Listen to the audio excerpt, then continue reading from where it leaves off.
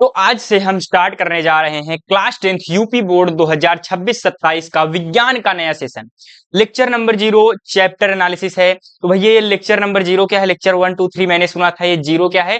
तो इसको मैंने एक्स्ट्रा इंट्रोड्यूस किया है। ये मेनली आपको इस मतलब लेक्चर में मैं आपको 10 से 15 मिनट में जो भी चैप्टर मैं स्टार्ट करने जाऊंगा उसके पहले मैं लेक्चर 0 दूंगा, जिसमें आपको बताऊंगा उसके टॉपिक्स। यानी जैसे मान लीजिए मैंने चैप्टर 1 में जो भी टॉपिक्स हैं, ठीक है, उन सभी टॉपिक्स को पहले मैं आपको बता दूंगा कौन कौन से टॉपिक्स आपको पढ़ने हैं।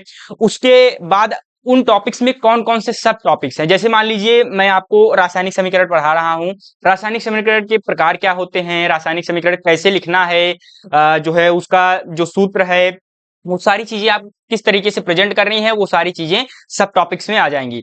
उसके बाद मैं आपको वेटेज, वेटेज का मतलब है कि इस चैप्टर में मान लीजिए रासायनिक अभिक्रिया एवं समीकरण, ये आपका पहला चैप्टर है। इस चैप्टर का वेटेज कितना है, यानी कितने नंबर का ये पूछा जाता है आपके बोर्ड एग्जाम में। जैसे मान लीजिए कि ये चैप्टर मान लीजिए 5 से 10 नंबर का पूछा जाता है, या छोटा चैप्टर है, मान लीजिए कोई छोटा चैप्टर आपका हमारा पर्यावरण लास्ट चैप्टर है, जैसा कि मैंने पिछले वीडियो में आपको सभी चैप्टर्स को बता दिया है, तो उसका प्लेलिस्ट आपको डिस्क्रिप्शन में मिल जाएगा। तो उसको आप अच्छे से देख लीजिए, उसके बाद इस वीडियो पे मतलब इस वीडियो को स्टार्ट करिए, ठीक है। तो यहाँ पर रासायनिक अभिक्रियाएं एवं समीकरण, जिसमें सब टॉपिक्स, फिर वेटेज यानी कितने नंबर का पूछा जाता है, फिर उसके बाद मैं आज ही आपको बता दूंगा कि कौन कौन से टॉपिक्स ऐसे हैं जो कि मोस्ट इंपॉर्टेंट है, या 6 नंबर में पूछे जाते हैं, 4 नंबर में पूछे जाते हैं, या वहां से ऑब्जेक्टिव क्वेश्चन ज्यादा आते हैं। तो सारी चीजें मैं आपको बताने वाला हूं। तो सबसे पहले स्टार्ट करते हैं टॉपिक से, ठीक है। तो पहला, अगर मैं टॉपिक बात करूं आपके चैप्टर का, तो पहला टॉपिक या T0 या टॉपिक 0, आप भैया जो है 0 से स्टार्ट करते हैं, चैनल का नाम ही है जीरो टू ज्यादा, तो 0 से ही स्टार्ट करेंगे। तो 0th टॉपिक हमारा है इंट्रोडक्शन। सबसे पहले मैं चैप्टर का इंट्रोडक्शन आपको अगली लेक्चर में या लेक्चर नंबर 1 में आपको दूंगा। तो ये इंट्रोडक्शन होगा या परिचय, ठीक है। इंट्रोडक्शन, जिसको हम क्या कह सकते हैं, परिचय, ठीक है। उसके बाद जैसे ही ये वाला पार्ट फिनिश होगा, उसके बाद हम पहले टॉपिक पर आएंगे, ठीक है। पहले टॉपिक पर जैसे ही हमारा क्या कहते हैं पहला जो है टॉपिक 0 समाप्त होता है, थोड़ा सा मैं इंट्रोडक्शन में मतलब क्या होगा, चैप्टर के बारे में आपको मैं बता दूंगा कि चैप्टर्स में क्या क्या चीजें पढ़नी है, कैसे क्या करना है, ये चैप्टर से आखिर रासायनिक अभिक्रिया है क्या, समीकरण है क्या, इसके बारे में मैं आपको बता दूंगा। उसके बाद पहले टॉपिक पर आएंगे, जो कि पहला टॉपिक एनसीईआरटी के हिसाब से मैं सारी चीजें लिख रहा हूं, ठीक है। तो एनसीईआरटी के हिसाब से पहला टॉपिक आपका है रासायनिक समीकरण। क्या है? रासायनिक समीकरण, रासायनिक समीकरण।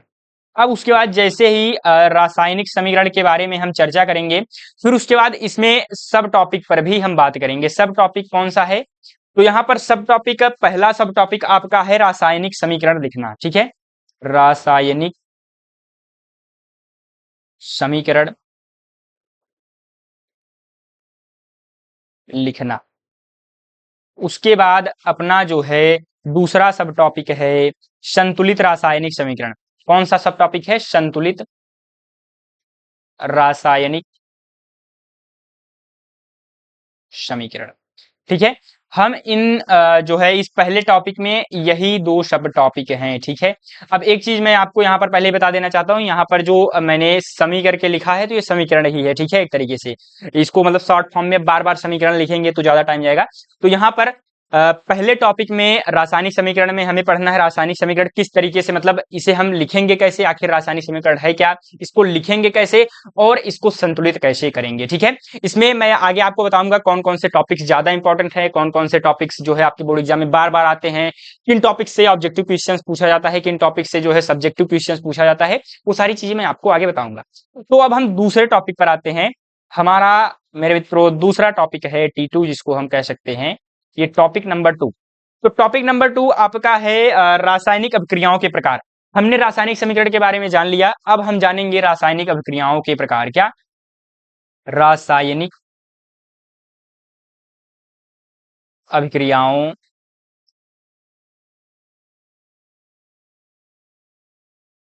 के प्रकार, ठीक है। ये फिर उसके बाद हम इसके बारे में जानेंगे, रासायनिक अभिक्रियाओं के प्रकार। अब रासायनिक अभिक्रियाओं के प्रकार में कौन कौन सी रासायनिक अभिक्रियाओं के प्रकार हैं, उसके बारे में आइए मैं आपको यहाँ पर बता देता हूं। तो जो पहला टाइप है, जिसको हम कह सकते हैं संयोजन अभिक्रिया, ठीक है। पहला प्रकार कौन सा है? संयोजन अभिक्रिया।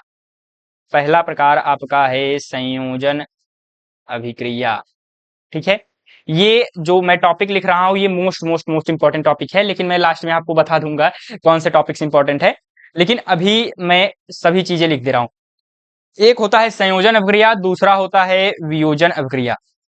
इस वियोजन को हम क्या कहते हैं? अपघटन। ठीक है, वियोजन या अपघटन, अपघटित होना या वियोजित होना है टूट जाना। ठीक है, एक तरीके से वही चीजें हैं। तो अपघटन अभिक्रिया, आगे हम इसके बारे में डिटेल में बात करेंगे तो उसकी चिंता नहीं है। बस मैं ये चीजें आपको बता रहा हूं क्योंकि आपको पता होना चाहिए आखिर हमें इस चैप्टर में पढ़ना क्या है। आपको जब यही नहीं पता रहेगा कि इस चैप्टर में हमें पढ़ना क्या है, तो कोई भी आम घास आप पढ़ते चले जाएंगे, कोई उसका मतलब नहीं है। लास्ट में आपका बोर्ड एग्जाम भी आ जाता है। ठीक है, तो वो चीजें पढ़िए जो बोर्ड एग्जाम में आए और साथ ही साथ नॉलेज भी गेन करते चलिए। ठीक है, तो वियोजन अभिक्रिया या अपघटन अभिक्रिया भी हम कर सकते हैं। जैसे मान लीजिए कहीं पर अपघटन लिखा है तो एक ही चीज है दोनों। ठीक है, वियो अपघटन अभिक्रिया। अब उसके बाद अगले पर आते हैं। हमारा जो अगला अभिक्रिया है जिसको हम कह सकते हैं यहाँ पर विस्थापन अभिक्रिया। विस्थापन अभिक्रिया। ठीक है, हमने इन अभिक्रियाओं को देख लिया। हमने संयोजन अभिक्रिया देखा, वियोजन अभिक्रिया देखा, विस्थापन अभिक्रिया देखा। फिर उसके बाद एक अभिक्रिया और होती है द्विविस्थापन अभिक्रिया। कौन सी अभिक्रिया होती है? द्विविस्थापन अभिक्रिया। ठीक है, अब ये चौथी अभिक्रिया हो गई द्विविस्थापन अभिक्रिया। उसके बाद एक अभिक्रिया होती है अपचयन अभिक्रिया और एक अभिक्रिया होती है उपचयन अभिक्रिया। ठीक है, तो मैं उसको भी यहाँ पर लिख देता हूँ, थोड़ा सा और जगह बना दूं मैं इसको। तो एक सेकंड, ये तो मिट जाएगा भाई, थोड़ा सा एक सेकंड ये मिट जाएगा। हाँ, यहाँ से इसको अभी मैं कंप्रेस कर दूं हल्का से। हाँ, तो अब हाँ यहाँ पे स्पेस हो गया है तो यहाँ पर मैं लिख देता हूँ द्विविस्थापन अभिक्रिया। अभी मैंने क्या कहा? एक अपचयन अभिक्रिया होती है, एक उपचयन अभिक्रिया। तो यहाँ पर मैं लिख दूं उपचयन, उपचयन अभिक्रिया। और उसके बाद एक और अभिक्रिया होती है जिसको हम क्या कहते हैं? अपचयन अभिक्रिया। ठीक है, तो ये आपकी अभिक्रियाएं होती हैं या अभिक्रियाओं के प्रकार में हमें इतने प्रकार पढ़ने हैं। आपके एनसीईआरटी में यही यही प्रकार दिए गए हैं। ठीक है, तो संयोजन अभिक्रिया, वियोजन अभिक्रिया, विस्थापन अभिक्रिया, द्विविस्थापन अभिक्रिया, अपचयन अभिक्रिया, उपचयन अभिक्रिया। ठीक है, तो इन सभी अभिक्रियाओं को जब हम पढ़ लेंगे उसके बाद हम तीसरे और आखिरी टॉपिक पर आएंगे। तीसरा और आखिरी टॉपिक, उसको मैं नेक्स्ट स्लाइड पर आपको लिख देता हूं। टॉपिक नंबर 3 पर आते हैं, जो अपना तीसरा टॉपिक है। ठीक है, यहाँ पर T3 मैं यहाँ पर मार्क कर देता हूँ, तो यहाँ पर T3 है। जो आप मैं लिख सकता हूँ, हाँ, कि दैनिक जीवन में, दैनिक जीवन में उपचयन अभिक्रिया के प्रभाव। कौन सी अभिक्रिया? उपचयन अभिक्रिया। अभिक्रिया में मैं यहाँ पर बस डॉट लिख दूंगा तो आप समझ जाइएगा अभिक्रियाओं लिखा है। ठीक है, उपचयन अभिक्रियाओं के प्रभाव।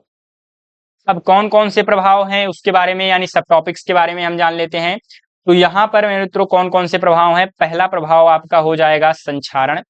हम संक्षारण के बारे में जानेंगे। उसके बाद हम अगले टॉपिक विकृत ग्रंथिता के बारे में पढ़ेंगे। ये आप पहली बार नाम सुन रहे होगे, आखिर विकृत ग्रंथिता है क्या?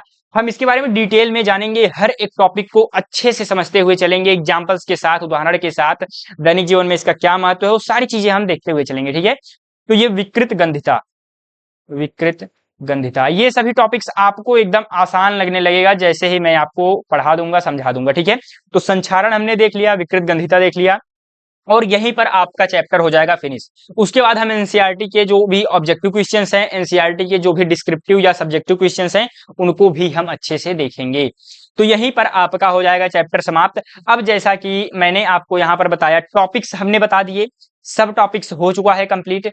एक सेकंड, पेन बदल लूं नहीं तो दिखाई ही नहीं दे रहा है। हाँ, तो यहाँ पर हमने टॉपिक्स आपको बता दिया, सब टॉपिक्स हमने बता दिया। वेटेज क्या है इस चैप्टर का, यानी कितने अंक के सवाल पूछे जाते हैं। तो आइए अगली स्लाइड में मैं यहाँ पर लिख देता हूँ। तो यहाँ पर मैंने लगभग पिछले 5 साल के पीवाईक्यूज का एनालिसिस किया है, तब जाकर के मैं ये चीजें आपको बता रहा हूँ कि इस चैप्टर से कितने अंक के सवाल पूछे जाते हैं। तो यहाँ पर मैं वही चीजें लिख दे रहा हूँ। तो पिछले 5 वर्ष के पीवाईक्यू का मतलब प्रीवियस ईयर क्वेश्चन, यानी जो पिछले वर्ष पूछे गए हैं प्रश्न उन वो मैं बता रहा हूँ, यानी जैसे पिछले साल में जो भी क्वेश्चंस पूछे गए हैं उस आधार पर मैं ये चीजें बता रहा हूँ। पिछले 5 वर्ष के पीवाईक्यू के एनालिसिस के पश्चात एनालिसिस के बाद मैं ये चीजें आपको कह रहा हूँ। तो यहाँ पर कितने अंक का सवाल पूछा जाता है, तो यहाँ पर मैं आपको बता देना चाहता हूँ लगभग 4 से 10 अंक के सवाल आते हैं। कि भैया 4 से 10 अंक क्या है, एग्जैक्ट आप नहीं बता रहे हैं 4 से 10 अंक क्या है। जैसे सबसे पहले मैं आपकी जानकारी के लिए बता दूं, आपको अगर पता नहीं होगा, बहुत सारे स्टूडेंट्स को पता होगा, कुछ स्टूडेंट्स को मान लीजिए नहीं पता है, या तो मैं आपको बता देना चाहता हूं बोर्ड एग्जाम में हर वर्ष 7 सेट बनते हैं। कितने सेट? 7 सेट। 7 सेट में किसी सेट में 4 अंक का सवाल पूछा जाएगा, किसी सेट में 6 अंक का, किसी सेट में 8 अंक का, किसी सेट में 10 अंक का भी सवाल इस चैप्टर से पूछ लिया जाता है। तो उसी आधार पर मैंने लिखा है 4 से 10 अंक, यानी मिनिमम कम से कम आपका मान लीजिए कोई टफ शिफ्ट बनता है या कोई भी शिफ्ट बनता है, उसमें मान लीजिए आपका क्या कहते हैं सेट बनता है, उसमें आपको 4 अंक का ही पूछा जाता है। और कोई सेट ऐसा भी बन जाता है जिसमें 10 अंक का भी सवाल पूछ लिया जाता है। तो उस आधार पर मैंने आपको बता दिया कि 4 से 10 अंक के सवाल आपके पेपर में आने वाले हैं इस चैप्टर से। तो अब मुझे आगे बताने की जरूरत नहीं है कि ये चैप्टर आपके लिए कितना ज्यादा महत्वपूर्ण है। पहली बात तो ये पहला चैप्टर है, आपका पढ़ना ही है, और दूसरी बात ये 4 से 10 अंक आपको दे करके जाएगा। वो डिपेंड करता है आप कितने जो है लकी हैं, कितने जो है आपका लक कितना साथ देता है कि आपके 10 अंक भी आ जाए पहले चैप्टर को ही पढ़ करके, ठीक है। तो अब यहाँ पर मैंने ये डाउट भी आपका क्लियर कर दिया कि वेटेज कितना है, यानी कितने अंक का सवाल पूछा जाता है। अब आपको एक चीज आपने यहाँ पर नोटिस किया कि 10 से 15 मिनट में आप कम से कम ये तो पता चल जा रहा है कि हमें पढ़ना क्या है, कौन कौन से टॉपिक्स इंपॉर्टेंट हैं, क्या क्या चीजें मतलब कितने कितने अंक का पूछा जाने वाला है इस चैप्टर से। तो ये सारी चीजें जब आपको पता चल जाती हैं तो चैप्टर्स को पढ़ने में मजा आता है। टॉपिक्स को पहले से ही आप अटेंशन से, मान लीजिए कोई बहुत ज्यादा इंपॉर्टेंट टॉपिक है, आप उसको अच्छे से ध्यान से देखेंगे, इंपॉर्टेंट मार्क कर देंगे, रिवीजन करते टाइम उस पर ज्यादा अच्छे से फोकस करेंगे, ये चीजें होती हैं। साथ के साथ मैं हाथ से लिख रहा हूं तो आप नोट्स भी बनाते चलिएगा, ठीक है। अब उसके बाद क्या पूछा गया है, मोस्ट इंपॉर्टेंट टॉपिक्स।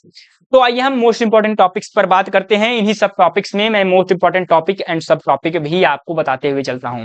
तो सबसे पहले मैं आपको इस चैप्टर में बता देना चाहता हूं, इस चैप्टर को तो आप कम से कम कंप्लीट पढ़िए। क्यों? पहली बात पूरा कंप्लीट मेरा सुन लीजिए मैं क्या कहना चाहता हूं। क्योंकि यहां पर जितने भी मैंने 3 टॉपिक्स लिखाए हैं, टॉपिक 1, टॉपिक 2 और ये टॉपिक 3, 3 टॉपिक्स, और ये 3 के तीनों टॉपिक्स से जो भी सब टॉपिक यहाँ पर दिए गए हैं, ये सभी जो भी दिए गए हैं, ये सभी सवाल हर बार आपके बोर्ड एग्जाम में पूछे जाते हैं, ठीक है। कोई भी ऐसा टॉपिक नहीं है जहां से सवाल ना पूछा गया हो। हाँ, ये हो सकता है किसी टॉपिक से कम सवाल पूछे गए हैं, किसी टॉपिक से कई बार सवाल पूछे गए हैं, लेकिन हर टॉपिक से सवाल पूछा गया है। यानी मेरे भाई हर टॉपिक को आपको 1 से 2 बार पढ़ना ही पढ़ना है, ठीक है। ये चैप्टर इंपॉर्टेंट है क्योंकि 4 से 10 नंबर का सवाल पूछा जाता है यहाँ से, ठीक है।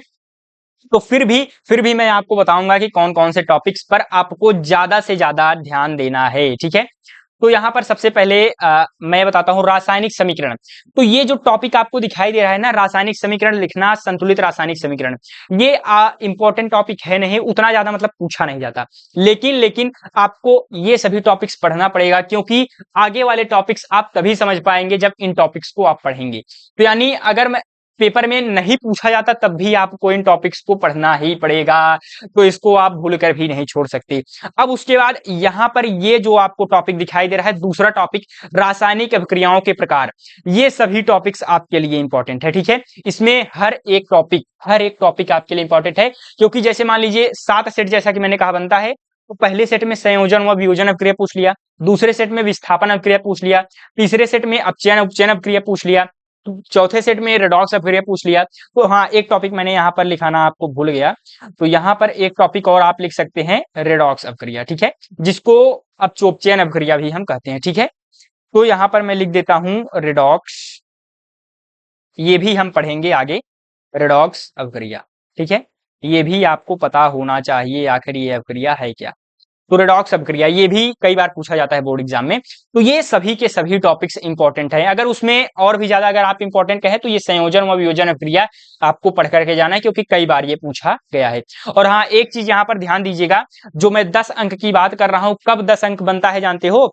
यहाँ पर जो संतुलित रासायनिक समीकरण है, यहाँ से 6 अंक के सवाल पूछे जाते हैं। वैसे तो पूछा नहीं जाएगा, अगर पूछा जाएगा तो 6 अंक में पूछा जाता है, यानी कि आपको 6 सवाल दिए जाएंगे, 6 इक्वेशन समीकरण लिखे रहेंगे, 6 के 6 समीकरण को अगर आप संतुलित करेंगे तो आपको 6 अंक मिल जाएंगे।